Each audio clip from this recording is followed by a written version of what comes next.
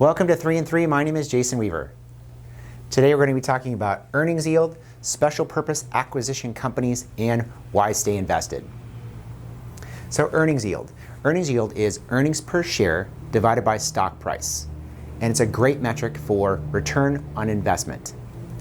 It shows how much earnings a company generates for every dollar invested in the company, and can be used to compare earnings generated by a company versus bond yields. And lastly, many value managers actually use the earnings yield to identify bargains or values in the stock market.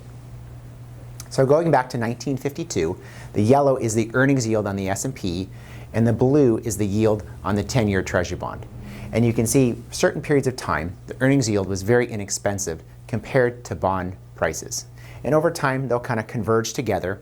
Today, where we stand is the earnings per share yield on the S&P is 3.54, compared to about 1.65% on the 10-year Treasury bond. So relatively speaking, the stock market is not overly expensive if you compare earnings yield. So SPACs, special purpose acquisition companies. They're formed to raise money through an actual initial public offering. And there's no business operations, so it's basically a blank check company. They're attractive for smaller companies because it gets them to the market faster through an IPO. And they have recent popularity among many investors. So going back to 2003, you can see there initially was a spike right around 2006 and 7, and the average actual SPAC IPO price right around there was about 75 million. Today, we can see that there's 308 actual IPOs just in 2021, and the average actual size is about 324 million.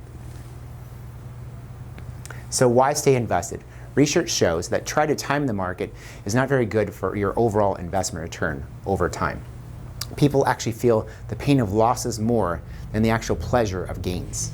And periods of volatility should actually be looked at times to add to your portfolio versus actually selling your portfolio. Going back to 2005 and comparing it through 2020 of last year, if you had invested $10,000, your average return was 9.88%. And that $10,000 is worth $41,000 today. But if you missed only 10 of the best days, your return was actually cut in half. And now you'd have about $18,829. If you missed the best 20 days, you're only at $11,400. And if you missed the best 30 days, you actually have a negative return on your investment. And the best 40 days, your actually investment has been cut in half. Thank you for joining us for 3 and 3.